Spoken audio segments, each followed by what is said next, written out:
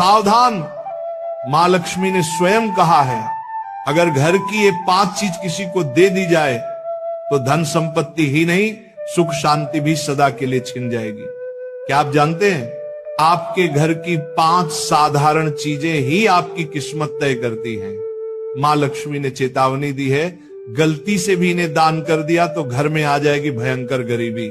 बहुत समय पहले प्राचीन भारत के एक छोटे से नगर विशालपुर में एक साधु वसुदेव, सुभद्रा और माधव पहाड़ों की कठिन राह से गुजर रहे थे। एक रात वे एक आश्रम पहुंचे।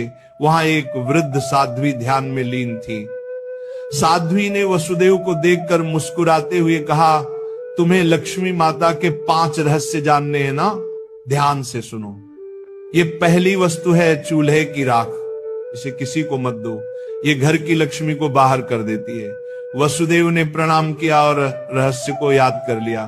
दूसरे दिन वे आगे बढ़े। एक गांव में देखा कि लोग अपने घर से झाड़ू निकालकर दूसरों को दे रहे। वसुदेव ने आश्चर्य से पूछा, तुम लोग ऐसा क्यों करते हो?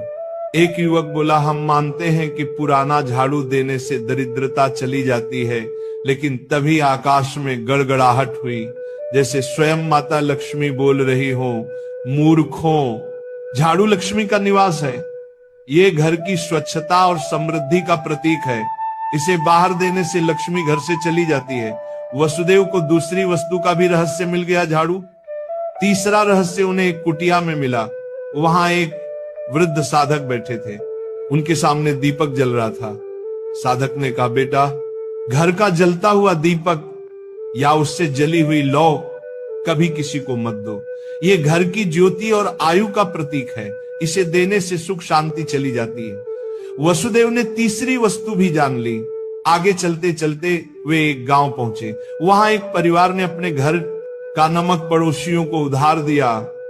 उसी रात उस परिवार के यहां कलह मच गई।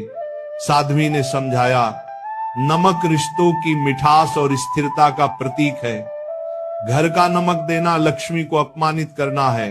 अब वसुदेव को चौथी वस्तु भी मिल गई, नमक। अंततः हिमालय के पास एक गुफा में तप करते एक योगी ने अंतिम रहस्य बताया।